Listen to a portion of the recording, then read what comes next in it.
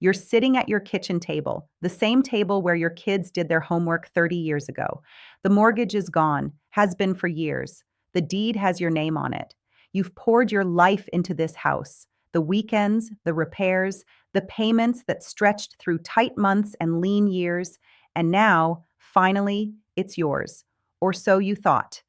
Because here is what almost no one tells retirees over 70. Here is the conversation your financial advisor never had with you.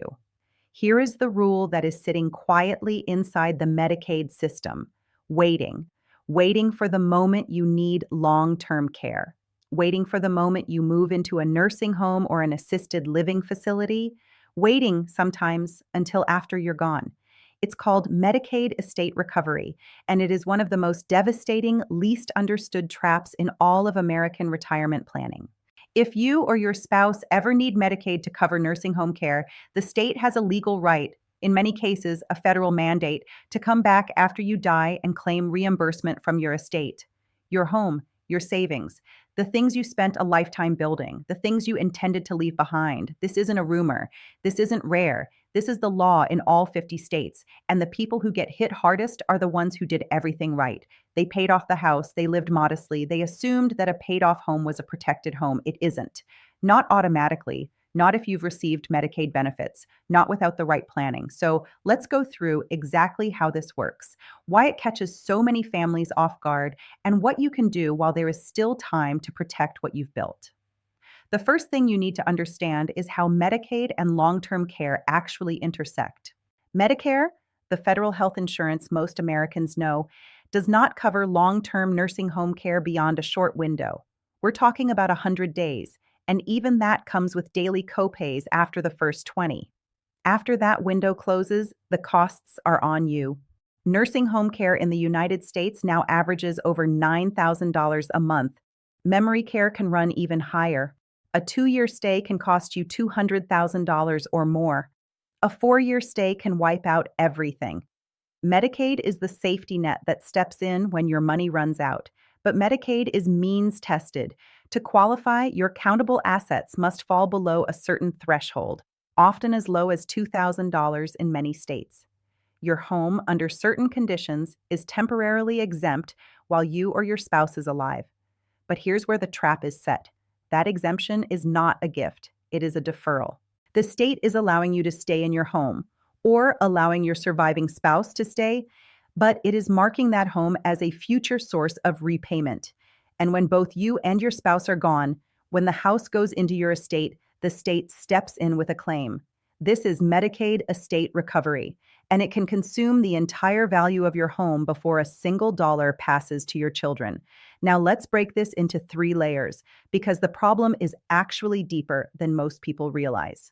Layer 1, the lookback. If you try to give your home away to your children in order to protect it, say you transfer the deed to your daughter to get it out of your name, Medicaid has a 5-year lookback period. Any transfer of assets made within 5 years of applying for Medicaid is considered a disqualifying transfer. Not only will that gift not protect you, it will create a period of ineligibility precisely when you need coverage most. The state essentially says, you gave that asset away to qualify for benefits you didn't actually need yet. So we're going to make you wait. 5 years is a long time. And it's a window that most people don't start thinking about until a health crisis is already happening. Layer 2, the surviving spouse. Many couples believe that because the surviving spouse can stay in the home is protected. And it's true. The state cannot force a sale while a spouse is living there. But that protection ends the moment the second spouse dies. At that point, the estate recovery clock has been running the entire time. The state now comes forward with its bill for every dollar of Medicaid benefits paid on behalf of either spouse, and that bill gets paid out of the estate, which for most retirees means the house. This is the moment adult children find out. Their parents are gone. The house is supposed to be their inheritance, and instead, there is a Medicaid lien waiting to swallow it whole. Layer 3, the expanded definition. Here's something even more alarming. Depending on your state, Medicaid estate recovery doesn't only apply to probate assets. Some states have expanded their recovery rules to reach assets held in revocable living trusts, joint tenancy property, and assets with rights of survivorship. The old advice, just put it in a trust, may not be enough. Not all trusts are created equal, and a trust set up incorrectly or without Medicaid protection in mind can still be subject to recovery in certain states. That's 3 layers of exposure. And most retirees have no idea any of them exist. Let me show you what this looks like in real numbers. 2 families, nearly identical situations, completely different outcomes. Meet Dorothy. She's 74. Her husband passed away 2 years ago. Her home is paid off, worth about $320,000. She has modest savings around $80,000. She never did any long-term care planning because she assumed the house was hers, free and clear. At 77, Dorothy has a stroke. She spends 3 years in a nursing home before she passes. Medicaid covered those costs, roughly $240,000 over 3 years. When Dorothy dies, the state files an estate recovery claim for the full $240,000 against her estate. The house is sold. After the claim is satisfied, her 2 children split what's left. Less than $80,000 split 2 ways. The house their mother spent 30 years paying off essentially vanished. Now meet Margaret. Same age, same home value, same modest savings. But Margaret's daughter convinced her to sit down with an elder law attorney at age 71. They established an irrevocable Medicaid Asset Protection Trust, a MAPT, and transferred the home into it. That was 6 years before Margaret ever needed nursing home care. The 5-year look back passed cleanly. When Margaret eventually needed Medicaid at 78, the home, now held in the trust, was outside her countable estate. When she passed, the house transferred to her children. The state filed a recovery claim. But there was nothing in the probate estate to recover.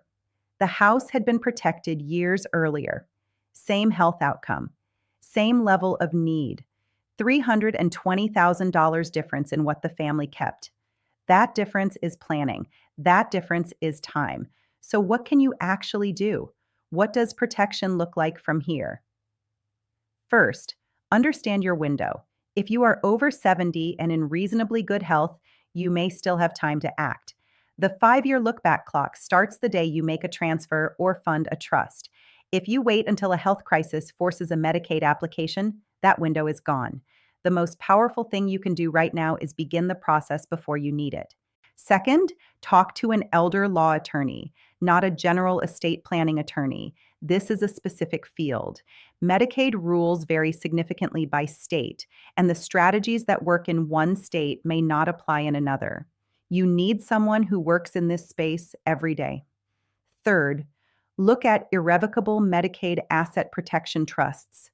These are not the same as a standard revocable living trust. A revocable trust, the kind most people have, keeps assets in your control. That means Medicaid can still count them and estate recovery can still reach them. An irrevocable MAPT removes the asset from your estate while allowing you to retain the right to live in the home for your lifetime. Done correctly and early enough, it is one of the most powerful tools available. Fourth, review your deeds. Does your home pass through probate? Is it titled in a way that exposes it to estate recovery? In some states, a ladybird deed, also called an enhanced life estate deed, can allow you to retain control of the home during your lifetime while transferring it automatically to your heirs outside of probate. This doesn't work in every state and has its own limitations, but it's a strategy worth asking about. Fifth, if you have a spouse, consider the spousal protections available to you now. There are Medicaid rules, sometimes called spousal impoverishment protections, that can shield a certain level of assets for a surviving spouse. Understanding these rules before a crisis hits can make an enormous financial difference. Sixth, do not transfer your home directly to your children without professional guidance. An unplanned gift of your home can trigger the lookback penalty, remove your right to live there, create capital gains tax problems for your children when they eventually sell, and still fail to protect the asset if done incorrectly. Here is the truth that no one wants to say out loud at a retirement dinner or a holiday gathering. Most older Americans believe that a paid off home is the safest asset they own. And in many ways, it is. But it carries one specific vulnerability that can undo decades of sacrifice: the possibility that a prolonged need for care, funded by Medicaid, will give the state a legal claim against the most valuable thing you own.